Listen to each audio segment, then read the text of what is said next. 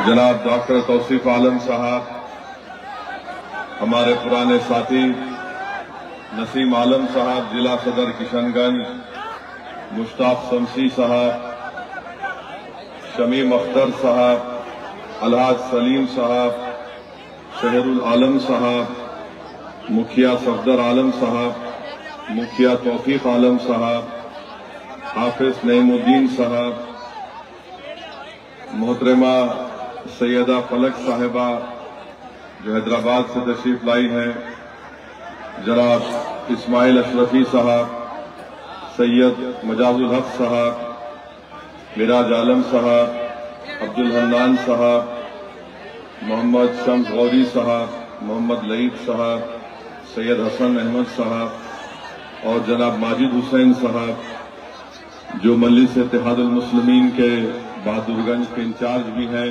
और हैदराबाद के रुकन असेंबली विधायक भी हैं। मैं सबसे पहले आप तमाम का बेहद शुक्रिया अदा करता हूं कि आप लोग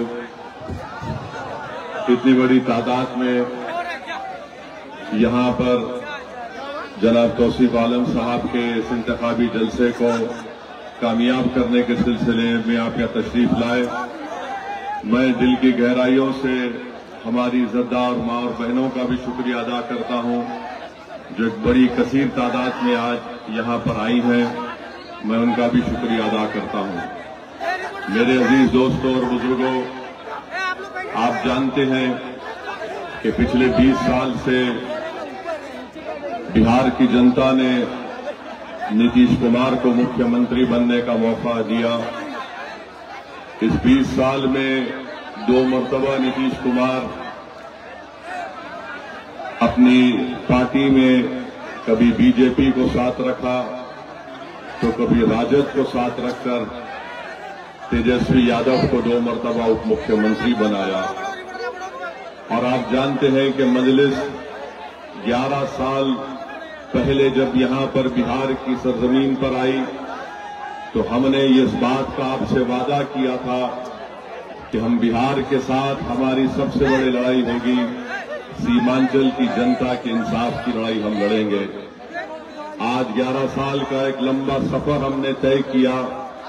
हमको कामयाबी भी मिली, हमको नाकामी भी मिली, मगर जब कामयाबी आपने और अल्लाह ने हमको दी तो हम गुरूर और तकब्बुर का शिकार नहीं हुए।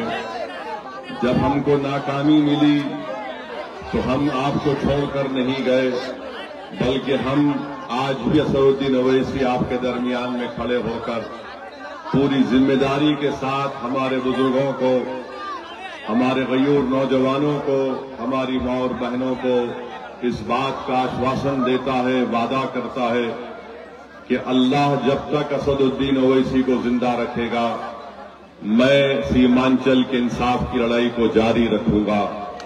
कोई दुनिया की ताकत मुझे रोक नहीं सकती बिहार और सीमांचल आने के लिए।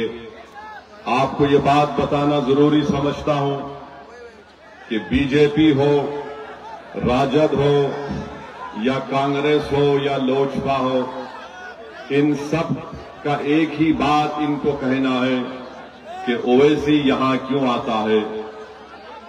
आखिर क्या वजह है कि असदुद्दीन ओवैसी 1500 किलोमीटर दूर से निकलकर सीमांचल की सरजमीन को आता है, बिहार को आता है।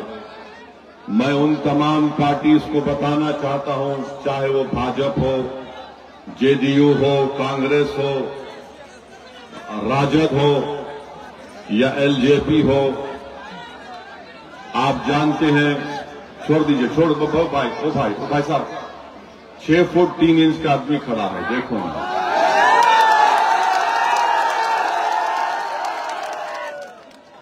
हमको देखो तो सुन लो बस थोड़ी देर के लिए। दूसरे हमारे सामने बहादुर ठहरे तो छोटे नजर आते, हमको सुन लो बस, देख लो। हम आपको बता रहे थे कि इन सबको इस बात की तकलीफ है कि असदुद्दीन ओवैसी यहां पर क्यों आता है। 15 साल राजद की सरकार रही, 20 साल से जेडीयू की सरकार है, नीतीश कुमार मुख्यमंत्री है। कभी बीजेपी के साथ तो कभी तेजस्वी यादव के साथ और कांग्रेस के साथ है। बिहार में आज क्या हाल बनाकर रख दिया। बिहार में प्रति व्यक्ति आय जो है, आमदनी जो है, ये नरेंद्र मोदी की सरकार कह रही है कि देश के 27 प्रदेशों में जो प्रति व्यक्ति आय आमदनी है, बिहार का नंबर 27 में 25वां नंबर है। और मैं जिस प्रदेश से आता हूं, वहां पर प्रति व्यक्ति आय भारत में सबसे पहले नंबर पर है। मैं जब वहां से यहां आता हूं, क्यों आता हूं कि मैं ये देखता हूं कि जब तेलंगाना में इस तरह का काम हो सकता है तो यहां पर सीमांचल और बिहार में क्यों नहीं हो सकता है। 15 साल राजद की सरकार, उससे पहले चले जाइए 20 साल कांग्रेस की सरकार, अब 20 साल से जेडीयू की सरकार है। पूरे देश में 27 प्रदेशों में 25वां नंबर है बिहार का। अब तुम मुझसे कहते हो कि मैं यहां पर क्यों आता हूं। मैं इसलिए यहां पर आता हूं ताकि तुमको आईना दिखाऊं कि तुमने बिहार की जनता को कैसे बर्बाद करने की कोशिश की। फिर आप आ जाइए, हमारी मां और बहनें मेरी बात गौर से सुने। एक मां 9 महीने अपने पेट में एक बच्चे को रखकर जब पैदा करती है, तो वो जो तकलीफ उस मां को होती है जब अपने बच्चा या बेटी को पैदा करती है, वो सिर्फ मां और उसका अल्लाह जानता है, रब जानता है। और इसीलिए हम मुसलमानों को रसूल अल्लाह सल्लल्लाहु अलैहि वसल्लम ने यह कहा, जब किसी सहाबी रसूल के सामने, हजरत अब्दुल्ला इब्न उमर के सामने काबे के अतराफ एक बेटे ने अपनी मां को, ज़ईफ मां को गोद में उठाकर काबे का तवाफ किया और आकर अब्दुल्ला इब्न उमर रज़ी अल्लाह तआला ने पूछा कि बताओ कि क्या मैंने अपने मां का हक अदा किया। तो अब्दुल्ला इब्न उमर जो फारूक आजम के बेटे, उन्होंने कहा कि तूने कुछ हक अदा नहीं किया अपनी मां का। जब तेरी मां तुझे जन्म दे रही थी तो तू उसकी इतनी तकलीफ को अदा नहीं किया। और वो मां को मैं बता रहा हूं, उन बेटों को बता रहा हूं, बिहार में जो शिशु मृत्यु दर है, यानी जब मां अपने बच्चे को पैदा करती है, भारत के 29 प्रदेशों में 27वां नंबर है बिहार का। सबसे ज्यादा बच्चे मर जाते हैं मां के पेट से पैदा होने के बाद। और ये तमाम राजद हो, कांग्रेस हो, लोजपा हो, बीजेपी हो, अब एक नई पार्टी है, सब बोल रहे हो वैसी क्यों आया रे, इसका जिम्मेदार कौन है बताओ। फिर आप जानते हैं कि स्टंटेड बोलते हैं, यानी उसको हिंदी में बोलते हैं अविकसित बच्चे। क्या नंबर है बिहार का? 29 प्रदेशों में 27वां नंबर है।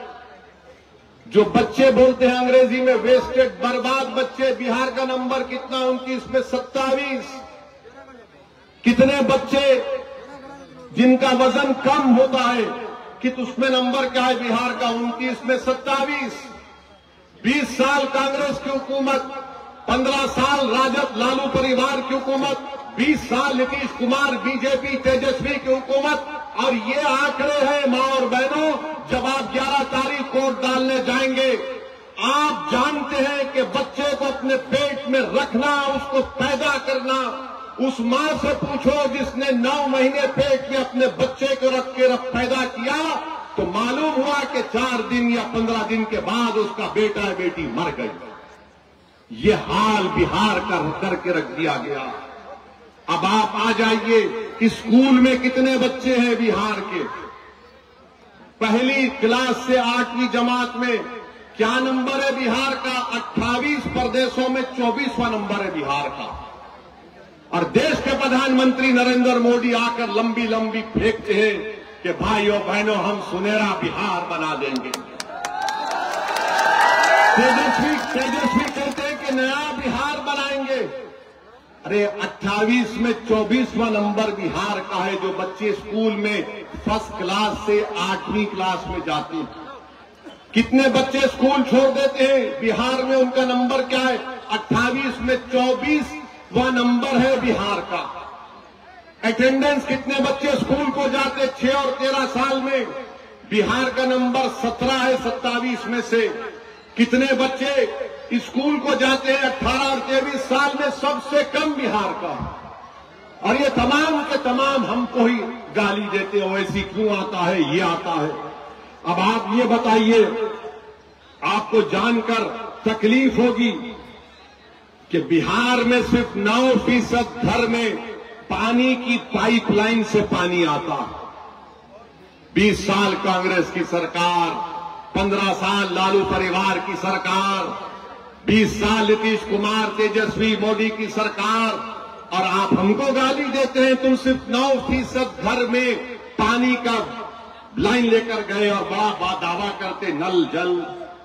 अब आप जब सीमांचल की हम बात करते हैं, सीमांचल में आप देख लो कितना जुल्म सीमांचल में हो रहा है।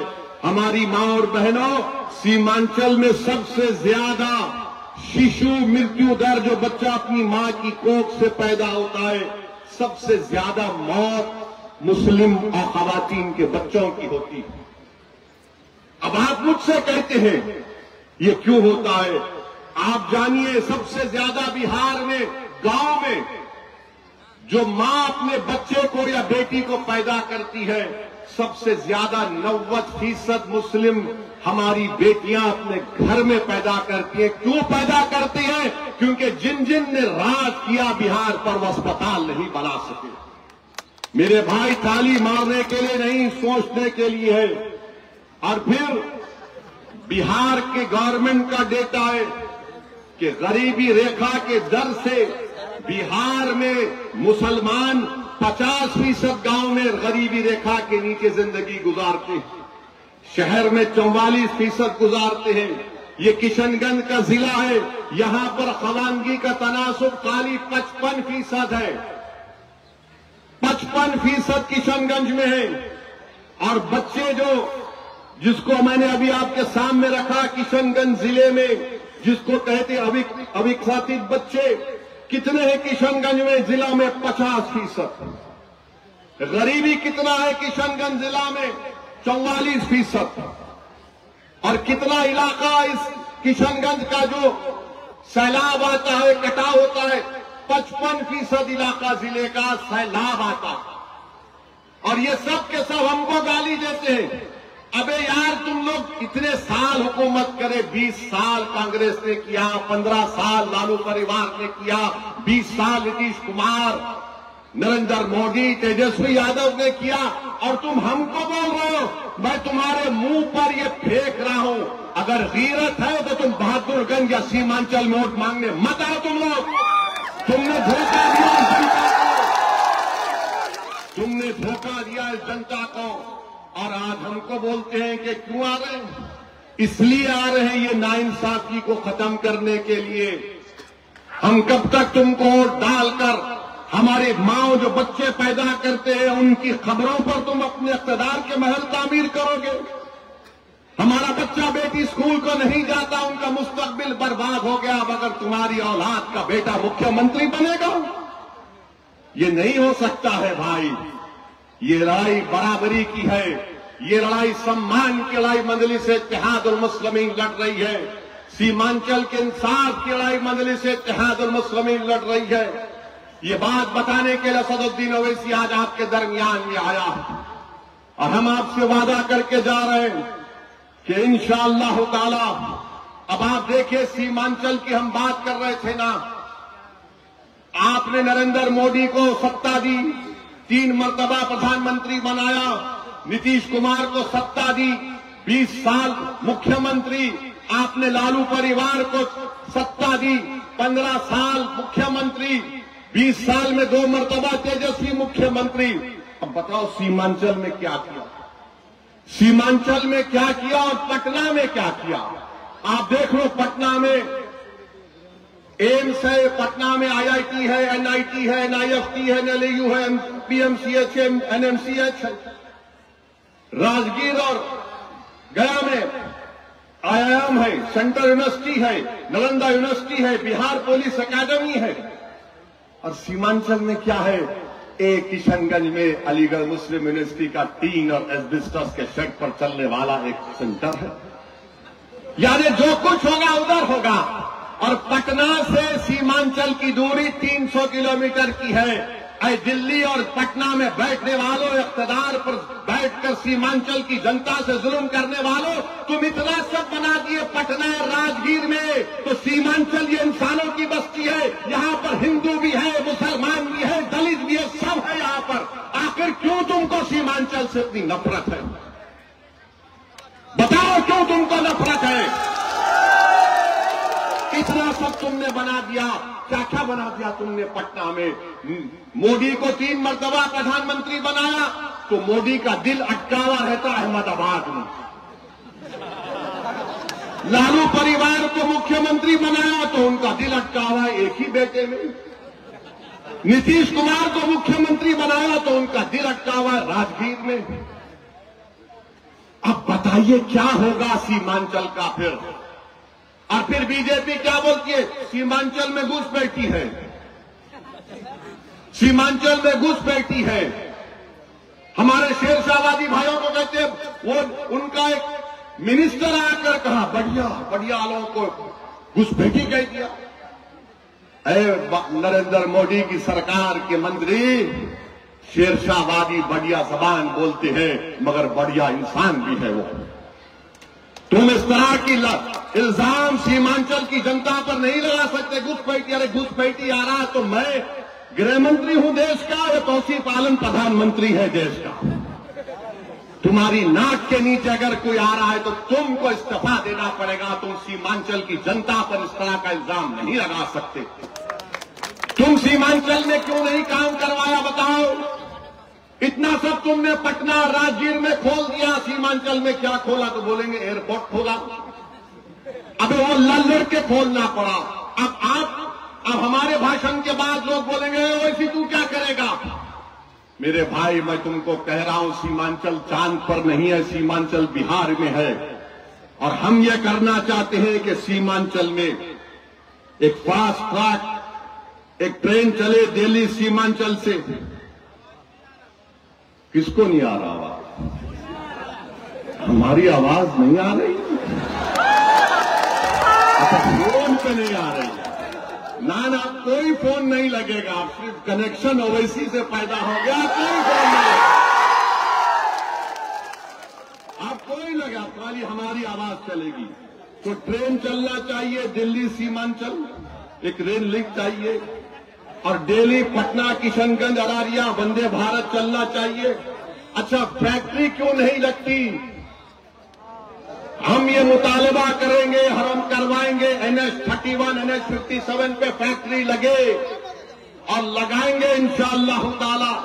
और हम सीमांचल में सुनो, सीमांचल में 100 से ज्यादा कम्युनिटी क्लिनिक का मुतालबा करेंगे और बनाएंगे इंशाअल्लाह ताला।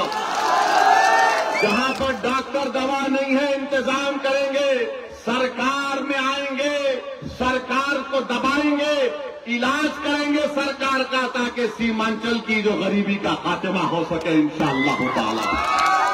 और फिर हम लड़ेंगे 3000 करोड़ रुपए लेकर कोसी का जो वो नदी का एम्बैंकमेंट है उसको मजबूत किया जाएगा।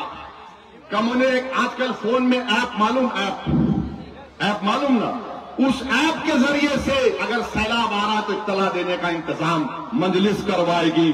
और फिर खरीदी का सेंटर किशनगंज और अरारिया में खुलाया जाएगा इंशाअल्लाह ताला।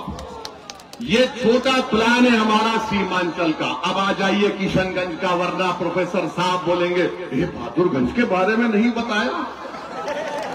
ए प्रोफेसर साहब ये तो बताओ कि तुम तो यार जहां बोलो तुम प्लेटफॉर्म पर उतर जाते हो। कभी तुम एनसीपी में थे, उतरे, जेडीयू में चले गए, जेडीयू छोड़े तो जन अधिकार से निकले जन स्वराज, अब आप कांग्रेस में आ गए। वाह, माने इतना आसान है आपके लिए? आप तो आप पार्टी ऐसा बदल रहे, ऐसा कोई जुमे के दिन इतर लगा के कपड़ा पहनता फिर जाकर नया कपड़ा पहन लेता। तो अब बहादुरगंज के लिए क्या किया जाएगा? मैं तौसीफ आलम साहब यहां आई हूं। मैं तौसीफ आलम साहब की मौजूदगी में कह रहा हूं, 27 किलोमीटर जो बहादुरगंज और टेरागाछ की रोड है, तौसीफ साहब, ये जनता आपको, मुझे यकीन है कि बहादुरगंज की जनता आपको हजारों की मेजॉरिटी से, अक्सरियत से कामयाब करने वाली है इंशाअल्लाह। आपको ये रोड बनाना पड़ेगा तौसीफ साहब। अगर आप बोलेंगे असद साहब आ जाइए, हम चक्का जाम करेंगे, असदुद्दीन अवैसी तुम्हारे साथ आके बैठ जाएगा, बंद कर देगा पूरा सीमांचल को। ये रोड बनना चाहिए 27 किलोमीटर का। तौसीफ साहब, कनकी नदी पर मटियारी घाट पर एक मुस्तकिल पुल बनना चाहिए। हमारे बच्चों को स्कूल जाना है, नदी पार करना बड़ा दुश्वार हो चुका है तौसीफ भाई। हमारे तालीमी तिजारती सरगर्मियों का आगाज हो जाएगा। और तीसरी बात यह है कि बहादुरगंज, टेरागाछ में, मटियारी घाट, सोया घाट में ये पुल का तो हम बोल दिए, नदी के किनारों पर तौसीफ साहब पख्ता कार्य हिफाजती बंद की तामीर का काम होना चाहिए इंशाअल्लाह। ये लड़ेंगे हम और ये काम कराएंगे। हेल्थ सेंटर बहादुरगंज और टेरागाछ में डॉक्टर और दवा नहीं है, जो डॉक्टर को नौकरी है और आ नहीं रहा है, मेरे पास बहुत बड़ी दवा है, याद रखो, जिसका नाम तौसीफ आलम है। आना पड़ेगा, बैठ के गरीबों का इलाज करना पड़ेगा। और हम आपको बताना ये भी चाह रहे हैं कि बीजेपी और जेडीयू क्या क्या उन्होंने नहीं किया, कितना बर्बाद कर दिया देश को, किस तरह से नफरत को आम कर दिया। आपको ये बात समझना है कि आज लोजपा का कैंडिडेट यहां पर है। बताओ, वक्फ का कानून इन्होंने बना दिया और ऐसा वक्फ का कानून बनाया कि मस्जिद, दरगाह, खानका, कब्रिस्तान सबको भाजपा और जेडीयू छीन सकता है। उस पार्लियामेंट में अगर कोई खड़े होकर मोदी की आंख में आंख डालकर कहा कि मोदी, ये कानून के जरिए तो हमारी मस्जिद, दरगाह और खानका को छीनना चाहते हैं, हम तुम्हारे कानून को गलत मानते हैं, संविधान के खिलाफ मानते हैं, देश से देखा उसको। और फिर हमने कमेटी बनाई गई, उस कमेटी में हमने 128 पेजेस की मुखालिफत में रिपोर्ट दी उस कानून के, कोई मेंबर नहीं दिया, हम दिए 128 पेजेस की। 45 तरमीमात थे, उसको रिपोर्ट में लिख कर दिया, कभी इंटरनेट पर जाकर देखो, पढ़ो उसको। सुप्रीम कोर्ट को हम गए हमारे नाम से, आज भी हमारी लड़ाई जारी है। मेरे अजीज दोस्तों और बुजुर्गों, बीजेपी, नीतीश कुमार ये 20 साल में बिहार को और सीमांचल को बर्बाद करके और नाइंसाफी करके यहां की जनता को परेशान कर रहे हैं। इनके पास कुछ नहीं है। अमित शाह के सीमांचल में बोलेंगे घुसपैठी, घुसपैठी, घुसपैठी। इलेक्शन कमीशन ने 65 लाख नाम निकाले तो सीमांचल में सिर्फ 2 घुसपैठी निकले, और वो भी अल्पसंख्यक समाज के नहीं है, 2 निकले। और बीजेपी वाले बोलते ओवैसी घुसपैठी है, ओवैसी घुसपैठियों को ला रहा है। सुनो, शेर चूहों का इलाज नहीं करता, बड़े बड़ों का इलाज करता। आप बताइए क्या क्या हो रहा है देश में। अब आ जाइए, हमको राजद है, राजद के नेता ने कहा कि अगर हमको सत्ता मिलती है तो हम हर घर में नौकरी देंगे। बोला ना, कितना घर है बिहार में बताओ? बिहार में कितना घर है मालूम आपको? 2,75,00,000। कितना घर है? 2,75,00,000, यानी 2,75,00,000 जनता को नौकरी देना पड़ेगा ना। भारत सरकार के पास कितना नौकरी है? भारत सरकार के पास कितना गवर्नमेंट में नौकर है मालूम आपको? पूरा भारत सरकार के पास 55 मंत्रालय हैं, नौकर कितने हैं? 30,50,000। पूरे भारत सरकार में नौकर है 30,50,000। और तेजस्वी बोलता है कि बिहार में 2,75,00,000 लोगों को नौकरी दे देगा। अरे भाई, क्या कंपटीशन चल रहा है तुम में मोदी में लंबा लंबा फेंकने का? अच्छा, अभी अगर 2,75,00,000 लोगों को नौकरी देते भी है, समझिए, मान लिया, वरना बोलेंगे ओवैसी तेरा क्या। ठीक है, चलो, एक आदमी को तो कम से कम 25,000 देना पड़ेगा तनख्वाह, 25,000 देना पड़ेगा ना। अब 25,000 का अगर आप लगा लिए 2,75,00,000 तो करीब 8,28,000 करोड़ रुपए होंगे। कितना होगा? 8,28,000 करोड़ रुपए। और बिहार का कुल बजट कितना है? 2 लाख करोड़, 2 लाख करोड़। तो मालूम हुआ कि ये बोल रहे हैं कि मोदी फेंक सकते तो मैं उनसे आगे फेंकूंगा। याद रखो तेजस्वी, सीमांचल की जनता बड़ी बाशऊर है, इतनी भोली भाली नहीं है। ये गरीब जरूर है मगर झूठे को और सच्चे को पहचानने वाले हैं। आप बताइए बिहार का बजट 2 लाख करोड़, अगर 2,75,000 लोगों को नौकरी मिलेगी, 2 करोड़, तो उसका बजट होगा 8,28,000 करोड़ रुपए। क्यों ऐसा बोलते मेरे भाई? और तुम हमारे विधायक को बोलते ये पढ़ा लिखा नहीं है। ये सबसे काबिल आदमी है, ये सबसे ईमानदार आदमी है। ये जिस पार्टी में रहा उसका वफादार बनकर रहा। और हमने इनका नाम कब ऐलान किया? चुनाव से पहले नहीं, 4 महीने पहले अप्रैल में आकर किया था बहादुरगंज में कि तौसीफ आलम मजलिस का उम्मीदवार होगा। मेरे अजीज दोस्तों और बुजुर्गों, तो ये जो कंपटीशन हो रहा है लोगों को बेवकूफ बनाने का, इसमें आप मत पड़िए। जो हमने आपके सामने रखा सीमांचल के लिए, ये चीजें हम हासिल कर सकते हैं। और जो लोग गठबंधन की बात कर रहे हैं, मैं उनसे पूछना चाह रहा हूं कि तुमने गठबंधन में मल्ला वीआईपी पार्टी को लिया, तुमने गठबंधन में मल्ला वीआईपी पार्टी को लिया और उसने इलेक्शन से पहले तेजस्वी के बाजू बैठकर कह दिया कि हम मुख्यमंत्री होंगे, मल्ला का बेटा उप मुख्यमंत्री होगा। मैं सलाम करता हूं मल्ला बरादरी को जो बिहार में 3 और 3.5% के दरमियान में है। मैं 17% हमारे भाई बहनों से, अल्पसंख्यक समाज से पूछना चाह रहा हूं, मेरे भाई तुम कब अपनी जबान को खोलोगे? तुम कब तक सिर्फ असदुद्दीन ओवैसी को गाली दोगे? तुम कब तक मजलिस को बदनाम करने की कोशिश करोगे?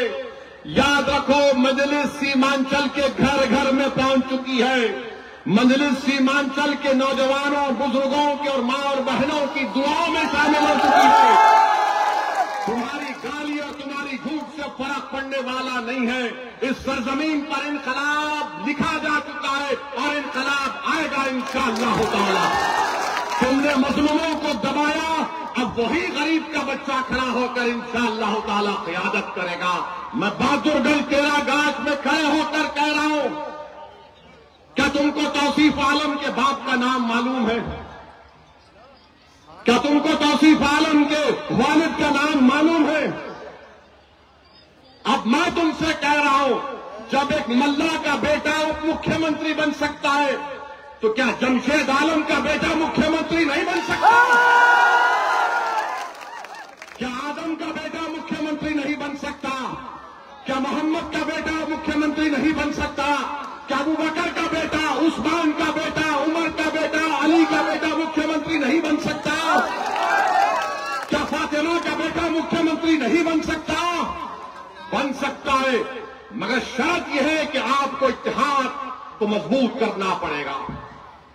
अगर आप ये डर डर कर सोचते रहेंगे कैसा अगर होगा, मेरे भाई हम आपके ख्वाबों को पूरा करेंगे इंशाअल्लाह ताला। अल्लाह हमारे साथ देगा और अल्लाह हमको कामयाब और कामरान करेगा। लोग ये बोलते हो वैसे ही तुम यहां क्यों आए? अरे मैं यहां पर आपको मुख्यमंत्री, आपको ताकतवर बनाने आया। अगर अख्तरुल ईमान अब्दुल रशीद सिद्दीक का बेटा नहीं बन सकता, बन सकता है। जब 3.5% वाला कहता है कि मल्ला का बेटा बनेगा तो 17% का हर नौजवान, हर मां बोलेगी मेरे बेटे को क्यों नहीं बन सकता? मेरा बेटा भी बन सकता है, मेरी बेटी भी बन सकती है। अब ये हम जब बात करते हैं तो इन सबको पेट में दर्द शुरू हो जाता है। ये क्या बात कर रहा है? बराबर हिस्सेदारी की बात होगी, सम्मान की बात होगी। तो आपसे अब अपील करने आए हैं कि 11 तारीख के दिन बहादुरगंज में हम आपसे गुजारिश कर रहे हैं कि अपना एक वोट बहादुरगंज के विकास के लिए, सीमांचल के इंसाफ के लिए और सामाजिक न्याय बिहार में हासिल करने के लिए हम आपसे अपील कर रहे हैं कि आप मजलिस इत्तेहादुल मुस्लिमीन के उम्मीदवार को कामयाब करें। मेरे भाई 20 साल नीतीश कुमार के, मोदी और तेजस्वी के साथ, 15 साल लालू परिवार को इख्तिदार मिला, कांग्रेस को 20 साल मिला। एक मर्तबा आप पूरी ताकत के साथ मजलिस को मजबूत कर दीजिए। और मैं आखिर में हमारे अंजार नईमी साहब को भी अपनी तरफ से सलाम अलैकुम बोलना चाहता हूं। अंजार नईमी साहब, मेरा दिल आज भी साफ है। मेरी लड़ाई तुम्हारे से नहीं अंजार नईमी, मेरी लड़ाई उन लोगों से है, उन जालिमों से है जिन्होंने जनता के ख्वाबों को चुकनाचूर करने की कोशिश की थी।